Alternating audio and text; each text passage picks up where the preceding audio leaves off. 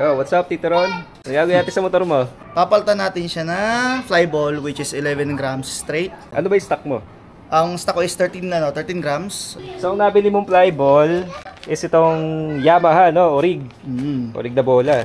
Sige, lagay natin to.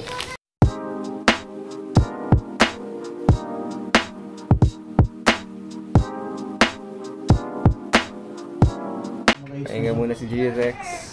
Dito nga tayo guys. Sa Aerox. Sana ginagawa ko yan dito Ron? Napaklas ko na po yung ano. Ano ba tawag dyan? Yung crankcase cover. Kulang-kulang na tornilyo kasi na ito eh. Nalipat lahat sa ulo ko. Kulang din tornilyo ko sa ulo. So, maluwag din yung tornilyo sa ulo eh. Basic lang naman. Cover pa lang to no? Hindi pa ito yung mismong ano? Hindi pa yan yung crankcase mismo. Crankcase, okay. Solid yung impact wrench pa. Okay, so babaklasin mo na yung CVT cover. Ito na talaga yun, no? Oo.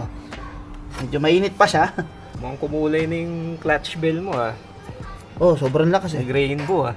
So, ito yung center spring mo na 1,200. 1,200. Tapos ang clutch spring nito 1,200. 1,000. Ah, 1,212. 1,212. Pina-regroove to dahil medyo lost thread na nga. So, okay yan. Ah, yung ano, yung sasagunyal. Hindi regroove, ano, retread. Retread. Ang regroove kasi, ito pala yung regroove. Dito yun, sa clutch bell. Actually guys, dati naka-scooter din ako bago ako mag-manual. Naka-Novo Classic ako na kung familiar kayo, yung kasabayan ng mga Viu Sporty. So yun guys, basically ay pinapanood natin si Tito Ron na palit ayusin yung motor niya. Wala naman tayo tinutulog eh. Nangasal lang tayo. Bibihira yung magtatropa na nagkasama-sama para mag-ayos ng motor. Tama. Magandang banding. Natututo ko ako mag-makina, mag-mekano ko ng motor. Di naman talaga ako marunong dati. So, natuto lang din ako dahil dito LJ nyo. sharing of knowledge. Sharing is caring. Ilang taon na sa'yo ito, Tito Ron? Acquired to ng 2018 based sa rehistro, pero almost 2 years na sa akin by April or March. Okay, March. so 2 years na siyang nasa iyo. Magto 2 years na. Pag-aalaga mo lang. Yes. Kita niyo naman yan guys, oh. MJ Galang, shout out. Number 1 fan. Solid. Number 1 fan yan, no? Nasa harap lagi yan. No?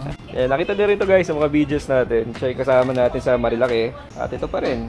Going strong ang motor. Nasa tamang pag-alaga lang talaga guys. Regardless kung ito sa GSX natin, manual. Ito naman Aerox Matic. Nasa tamang alaga lang guys. Sa tamang preventive maintenance, kumbaga. Tatagal ang motor natin. No, Tito Ron? Yes, that's correct. So tara na, baklasin na natin siya. So tinatanggal na yung drive face. Stock na ito, stock na drive face. Oh, yan, original pa yan. Original, okay. So aalisin lang natin siya dito, pakita natin sa kanila. Ayun yung puli mo. Ayun yung puli ko. Mainit! Aray! Mainit! Okay, so ito yung stock niya na bola. Stock na original din to na Yamaha. Stock original yan. Kakapalit ko lang yan around June or July. So bago pa to. So yung stock na bola niya guys is 13 grams for Aerox na version 1. Version 1. Version 1, no? Hindi ko lang sure dun sa mga bagong version kung 13 pa rin. Alam ko same lang din. Hindi naman binago. So gagawin namin siya guys na 11. Straight na 11 grams. So 11 times 6 kasi 6 tong bola, no? So 66 grams 66 grams in total. So pinagaang natin siya. Papaganing pala. Ito kasi 78 to pag inano mo eh. Yung stock na 13 is 78 grams in total, yung bigat niya, no? Kasi 6 times 6, 60. 3 times 6 equals to 18. So 78. 78 yung Galing stock. ko sa math, di ba?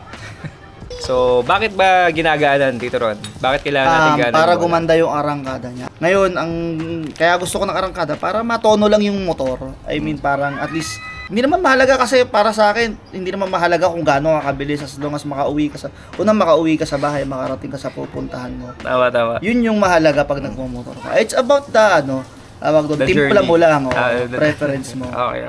Basically guys, pag nag-gaang kayo ng bola, it's like, kumbaga i-compare natin sa mga manual na motor sa GSX, para tayo nagpalit ng sprocket sa harap ng mas maliit. Tama. Okay, so parang ang goal natin dito is gumanda yung acceleration or yung arangkada, no? Yes sir. So lagay na natin yung bola. Ano lang yan? Yung 11 grams. 11 grams. So fresh from the, package. Wala naman yan tama o maling orientation ng paglagay. Wala Shoot mo lang ng ganyan. So kakabit na natin to. Lagay natin ng grasa. Tapos, ano lang daw yan? Hindi naman dapat marami yan. Yan. Tapos, may washer talaga siya, no? may washer talaga siya doon. Okay. Kabit na natin si drive face. May washer din yan. Saan nakalagay yung Sa washer? ano po yan, sa may kabila yan, sir. Dito po yan nakalagay. Yung washer. Oo.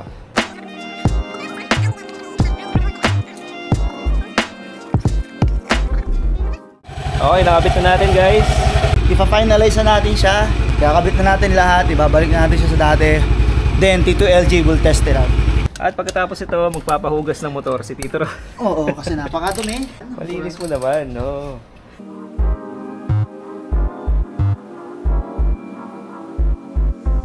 So, testing natin, guys. Ang 11 grams or 66 grams in total, no? Mas magaan kaysa sa stock. Tingnan natin. Yeah!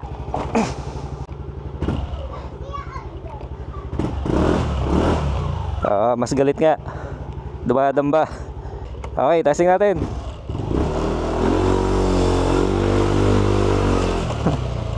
Ayos din. Mas tumaas yung rev ng makina. Kasi nung tinesting ko dati to, guys, medyo mababa yung rev niya. Parang hirap makabuelo. Naisip niya ngayon magpalit ng bola na mas magaang. Tapos yun nga, nagpalit na siya ng center spring. From 800 RPM, ginawa niyang 1,200. At ganun din sa kanyang clutch spring, no? So parang yun nga, ang inahabol niya rito is gumanda yung acceleration. Kaya galing ka sa stoplight para mas may damba, kumbaga. Yun. I'm sure maninibago nga lang siya kasi mas mataas na yung RPM ngayon. Mas galit na siya, kumbaga.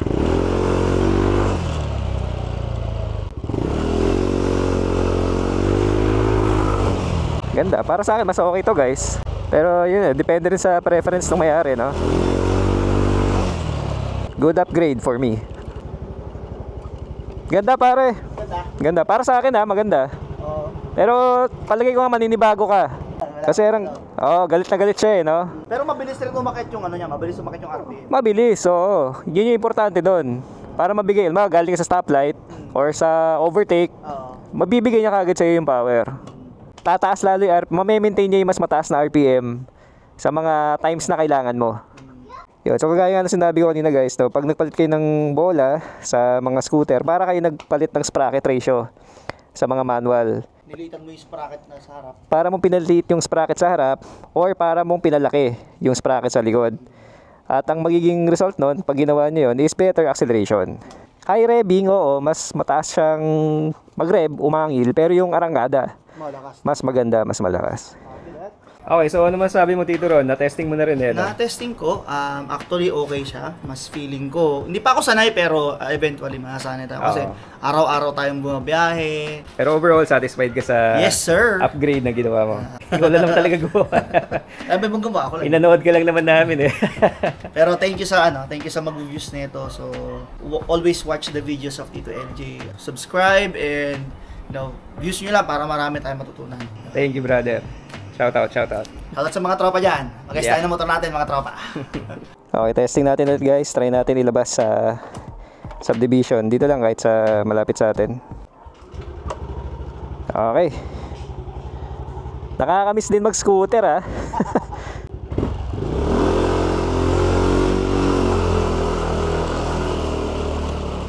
Mas maganda yung galit niya para sa akin.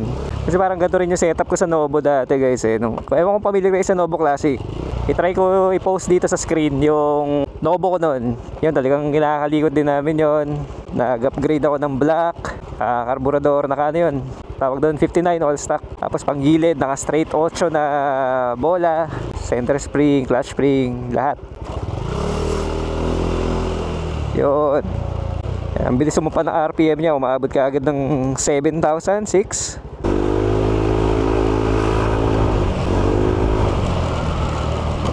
Kumbaga na-hit niya kaagad yung BBA. Napapa-activate ka agad kada piga mo.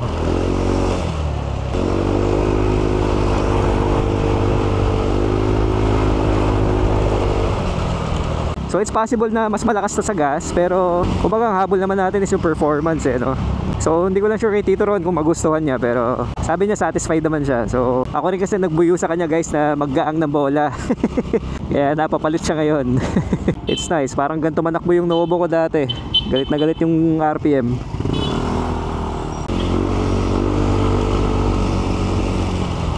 Stock pa na makina ito guys, wala siyang ginagalaw dito. Naglagay lang ng exhaust na power pipe ba yan. Tapos ito nga pang gilid, puro CVT ang kanyang kinakalikot.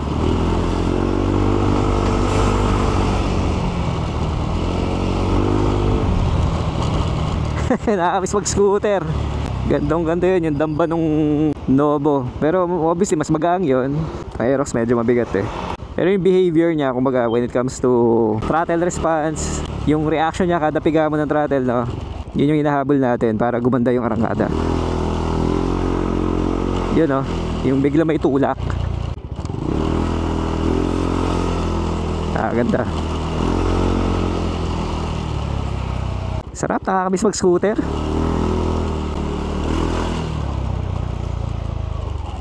Sarap. Novo ba galawan? Novo galawan, pare. Magagawa ba tayo dyan, pre, dyan sa nalalaglag na ano? Hindi ko alam kung dikit o Saan? dito. Nalalaglag kasi lagi yun.